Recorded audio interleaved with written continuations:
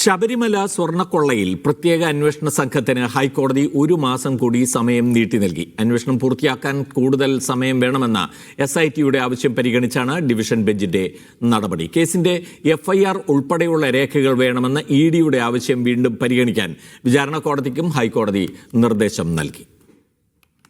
അന്വേഷണ പുരോഗതി സംബന്ധിച്ച 3ാമത്തെ ഇടക്കാല റിപ്പോർട്ടാണ് പ്രത്യേക അന്വേഷണ സംഘം ഡിവിഷൻ ബെഞ്ചിന് കൈമാറിയത്. നിലവിലെ 6 അറസ്റ്റുകളും മറ്റു വിശദാംശങ്ങളും SIT കോടതിയെ അറിയിച്ചു. അന്വേഷണം പൂർത്തിയാക്കാൻ കൂടുതൽ സമയം വേണമെന്ന ആവശ്യം അംഗീകരിച്ച ദേവസ്വം ബെഞ്ച് SITക്ക് 1 മാസം കൂടി സമയം നീട്ടി നൽകി.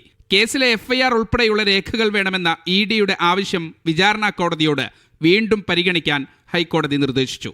രേഖകൾ നൽകാനാകില്ല എന്ന റാന്നി കോടതിയുടെ ഉത്തരവും ഡിവിഷൻ ബെഞ്ച് റദ്ദാക്കി. സർക്കാരിന്റെ ഭാഗം കൂടി കേട്ട ശേഷം തീരുമാനമെടുക്കാമെന്നും ദേവസ്വം ബെഞ്ച് നിർദ്ദേശിച്ചു. മീഡിയ 1 കൊച്ചി.